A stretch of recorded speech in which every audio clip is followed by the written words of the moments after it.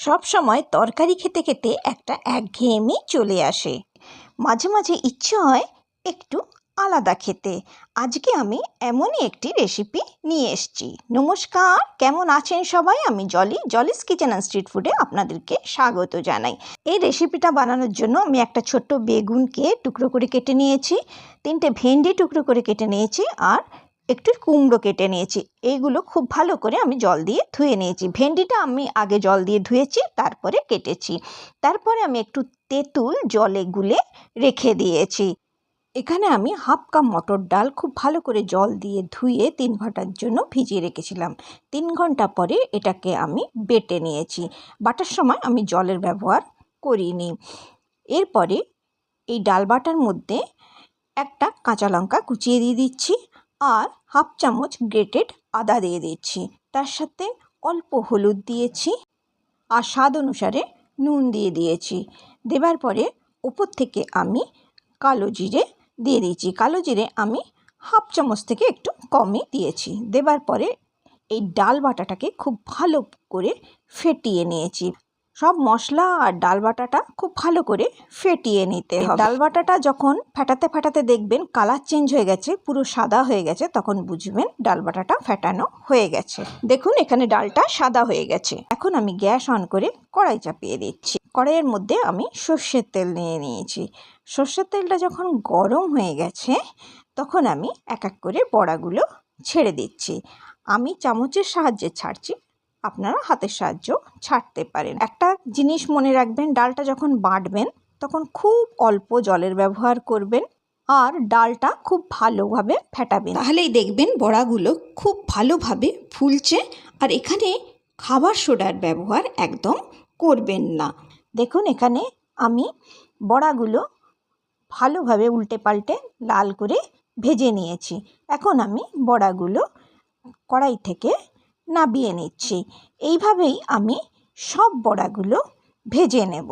আজকের রেসিপিটি যদি আপনাদের ভালো লেগে থাকে তাহলে নিশ্চয়ই আমার চ্যানেলটিকে সাবস্ক্রাইব করবেন, বন্ধুদের সাথে শেয়ার করবেন, আর একটি লাইক নিশ্চয়ই করবেন। এই বড়াগুলো কিন্তু শুধু মুখেও খেতে খুব ভাল লাগে। এই রান্নাটা সম্পূর্ণ নিরামিষ রান্না, আর খুব কম মশলায় এই রান্নাটা হয়ে যায়। আর রান্নাটা খুবই সহজ, সবাই বানাতে পারবেন। যারা রান্না জানেন না তারাও কিন্তু এই রেসিপিটা বানাতে পারবেন। আর এই একটা তরকারি দিয়েই কিন্তু আপনারা এক থালা ভাত খেয়ে নিতে পারবেন। দেখুন এখানে বড়া ভাজা হয়ে গেছে। এখন এই তেলের মধ্যেই আমি ভেন্ডিগুলো দিয়ে দিচ্ছি। ভেন্ডিগুলো আমি খুব ভালো করে ভেজে নিচ্ছি। এখন আমি গ্যাসের ফ্লেমটা হাইতেই রেখেছি। ভেন্ডিটা খুব ভালোভাবে আমি ভেজে নেব। এরকমভাবে ভেজে নিলে ভেন্ডিগুলো ন্যাল ন্যাল করে না। দেখুন এখানে ভেন্ডি লাল হয়ে গেছে। এখন আমি ভেন্ডিগুলো নামিয়ে নিচ্ছি। কড়াইয়ের মধ্যে আর একটু সর্ষের তেল দিয়ে দিচ্ছি। তেলটা যখন গরম হয়ে গেছে তখন আমি এর মধ্যে 1 চামচ 5 ফোড়ন দিয়েছি, কারি পাত্তা দিয়েছি, আর 1 চামচ গ্রেটেড আদা দিয়েছি, 1 চামচ কাঁচা লঙ্কা কুচনো দিয়েছি। দেবার পরে সব কিছু খুব ভালোভাবে আমি ভেজে নিচ্ছি। এখানে আমার মশলাটা ভাজা হয়ে গেছে, খুব সুন্দর গন্ধ বেরোচ্ছে। এখন আমি টুকরো করা বেগুন আর কুমড়ো এর মধ্যে দিয়ে দিচ্ছি। তারপর অল্প নুন দিচ্ছি, আর অল্প হলুদ দিচ্ছি। দেবার পরে খুব ভালোভাবে আমি সবজিগুলোকে ভেজে নিচ্ছি। আমি এখানে কিন্তু অল্প নুনের ব্যবহার করেছি, কারণ আমি পরে আবার এর মধ্যে নুন দেব। দেখুন এখানে সবজিগুলো খুব ভালোভাবে ভাজা হয়ে গেছে। এখন আমি উপর থেকে জল দিয়ে দিচ্ছি। জলটা যখন ফুটে উঠেছে তখন আমি ভাজা ভেন্ডিটা দিয়ে দিচ্ছি। দিয়ে উপর থেকে আমি ঢাকা দিয়ে দিচ্ছি। 5 মিনিট পরে আমি ঢাকনা খুলেছি। দেখুন এখানে সব সবজিগুলো খুব ভালোভাবে সেদ্ধ হয়ে গেছে, আর জলটাও অনেকটা শুকিয়ে গেছে। এরপরে আমি তেঁতুল গোলা জলটা দিয়ে দিচ্ছি। তেঁতুলটা দেবেন না, খালি জলটার ব্যবহার করবেন। তারপরে আমি উপর থেকে আরেকটু সাদা জল দিয়ে দিচ্ছি। তারপরে আমি হাফ চামচ কালা নমক দিয়ে দিচ্ছি। ঝোলটা যখন ফুটে উঠেছে তখন আমি বড়াগুলো দিয়ে দিচ্ছি। দিয়ে সব কিছু খুব ভালোভাবে আমি মিশিয়ে নিচ্ছি। এখানে আমি আরও হাফ কাপ জল দিয়ে দিচ্ছি, আর 1 চামচ ভরে আমি চিনি দিচ্ছি। আপনারা মিষ্টি যেমন খাবেন সেই হিসাবে চিনি দেবেন।